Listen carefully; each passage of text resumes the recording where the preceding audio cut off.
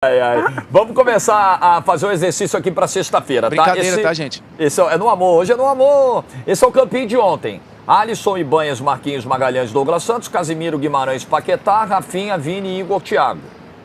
Vamos começar. E aí os que entraram, né? Danilo e Fabinho entraram no intervalo.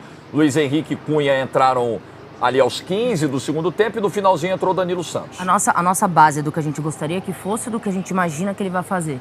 Porque, assim, são coisas diferentes, né? A gente pode fazer uma análise baseada no que a gente viu ontem e no que melhoraria a seleção. Ou, tipo, o Ancelotti vai fazer tais mudanças. Que aí eu acho que... Também não acho que ele vai mudar tanta coisa assim. Porque, por exemplo, esse desenho que tá na tela, e a gente tem um Rafinha aberto pela direita aqui, que é o desenho inicial quando sai a escalação, ele não é real do que acontece dentro de campo. O Rafinha não joga por ali. O Rafinha, ele é escalado por ali, mas ele cai por dentro, porque ele vai jogar por dentro o tempo todo. E isso fez com que, durante boa parte do tempo, do primeiro tempo... Colocaram ele um pouquinho pra dentro agora. Isso. Esse corredor e essa profundidade que o Wesley ocupa... É isso. Boa, Falcão, nosso coordenador. Porque essa profundidade que era que o Wesley ocupava e que traz uma dor de cabeça muito grande pro Ancelotti por não ter ninguém dessa característica, tirando os atacantes que estão no banco, o Ibanhas teve que fazer um papel que não é o papel dele. Que era subir muito, e a gente via ele muito cansado voltando, com muita dificuldade para fazer essa cobertura, porque ele tinha que subir e voltar, que não é de característica dele. Então, a gente vai arrumar essa seleção do jeito que a gente acha que, taticamente, ela ficaria mais equilibrada dentro de campo, ou a gente vai seguir na ideia do Ancelotti? A gente pode fazer os dois exercícios, eu acho que não tem problema. O que eu, já para dar o pontapé aqui de saída, que eu acho que vai acontecer, pensando com a cabeça do Ancelotti, eu não vejo o Ancelotti numa ideia tipo Scaloni. Fazendo uma mudança geral. Radical, do primeiro pro segundo jogo. Nem se o Brasil perdesse, é porque também é difícil comparar, porque o Brasil não perdeu.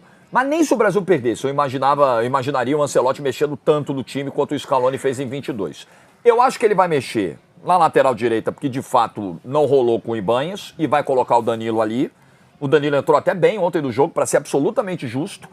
E acho que ele vai mexer no Igor Thiago na frente. A minha dúvida é se ele vai colocar o Matheus Cunha como 9. A Mari tá nesse pensamento. A minha dúvida, Mari, é se ele vai colocar simplesmente Cunha no Igor Thiago, manter a estrutura, ou se de repente ele vai colocar o Luiz Henrique na direita, porque você vai ter o Danilo que não vai descer, assim como o Ibanhas não desce.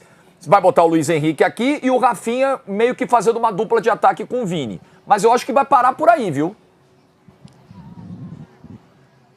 Assim, isso é achômetro, tá? Não tem treino, hoje é um treino fechado dos jogadores, regenerativo ali para quem jogou e academia também pro pessoal. Isso é um achômetro.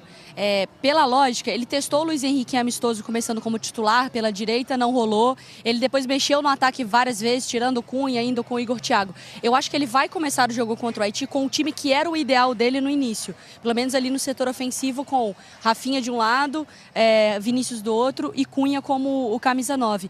E até, assim, conversando ontem, e o Vinícius Júnior foi dar uma entrevista ali parecia um Roda Viva. O Vinícius Júnior ficava parado num trem, assim, com o microfone da FIFA e ficava aquele tanto de jornalista entrevistando o Vinícius. E aí ele falava muito como ele e o Rafinha tiveram que correr muito para trás e ajudar muito na marcação e eles estavam muito cansados, mas que com a presença, ele não falou necessariamente com essas palavras, tá? Mas que com a presença do segundo tempo, com as mudanças, com o Cunha entrando, o Rafinha conseguiu ficar um pouco mais livre para se aproximar do Vinícius Júnior, para jogar, para cair pelo meio, com o Matheus Cunha dá essa possibilidade de potencializar esses dois jogadores, e com o Igor Thiago, o Rafinha acabava tendo que fazer muito também esse lado e o jogo passou pouco pelo lado do Rafinha, quando passou foi mal. Então acho que ele vai tentar ainda fazer o jogo facilitar para o Rafinha e para o Vinícius, botando o Cunha, para ele poder dar uma equilibrada ali e acho que potencializar a palavra. Eu acho que as mudanças que ele fez ontem só reforça aquilo que ele também já falou, o quanto ele quer montar o time para os dois, né? Ele fez as mudanças para proteger e preservar Rafinha e Vinícius o máximo possível, porque de fato no primeiro tempo principalmente o Vinícius teve que voltar, teve uma bola que ele tomou do Brahim Dias, já depois dele ter feito o gol de empate, e chamou o torcedor e tal, ele foi até o fim, mas o final do jogo eles estavam bem esgotados mesmo, assim, a volta dos dois já era naquele trote ali de quem estava buscando o ar para tentar descansar e tudo, para não ser estimulado ali toda hora, porque eles já não tinham mais muito de onde tirar. Então eu acho também que... E o Igor Thiago, uma das boas características, para além de tudo que ele fez na Premier League, tá? Que isso ninguém tira dele, ele bateu o recorde de gols de brasileiro numa temporada só, foi destaque, quer a gente goste ou não, ele tá por mérito aqui, mas não funcionou ontem. E o sem bola, que era elogiado pelo Ancelotti, ele pressiona sempre muito bem o marcador, o zagueiro adversário e o goleiro adversário. Ele não conseguiu fazer isso.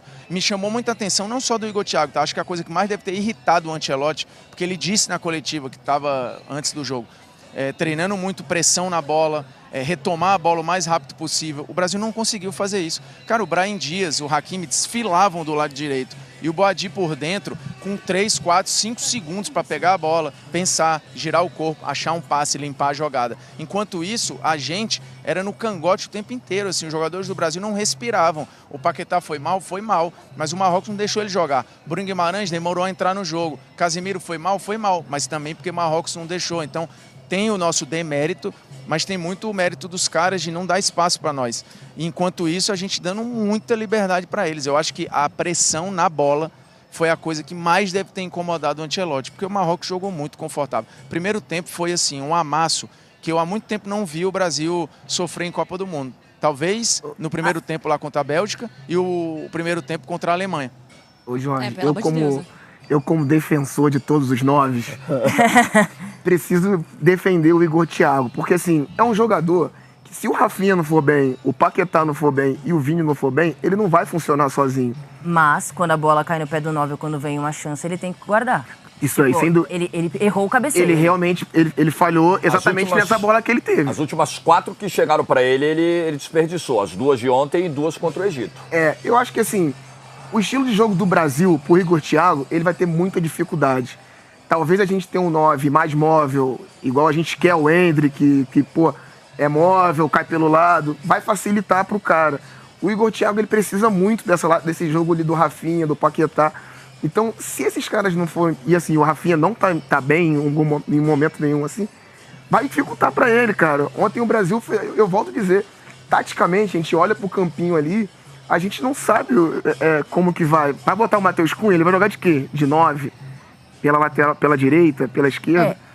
Eu acho que um problema central dessa seleção passa pelo fato de que a gente sabe que o Ancelotti não vai bancar alguns jogadores que não estão, neste momento, entregando o que eles precisam. Se o Brasil, e a gente tem visto, falha defensivamente em alguns momentos, a expectativa é que era ofensivamente, por ter os jogadores que tem muitos jogadores com qualidade para ir para frente, para fazer gol, que eles resolvessem, e eles não resolvem. Figura central desse ataque também é o Rafinha. E o Rafinha não entrega já há algum tempo, seja em data FIFA, seja agora nesse início de Copa. Então, eu vejo que tem opções do banco e que trariam uma possibilidade, talvez, de um respiro com características diferentes do Rafinha para fazer essa seleção jogar melhor e ter mais oportunidades do que hoje o Rafinha jogando nessa posição. Porque aí passa por várias coisas. Passa pelo fato de que ele joga numa posição distante do que ele joga no clube dele, que é o que ele treina para fazer, então que é a característica que ele tem, o que ele está acostumado.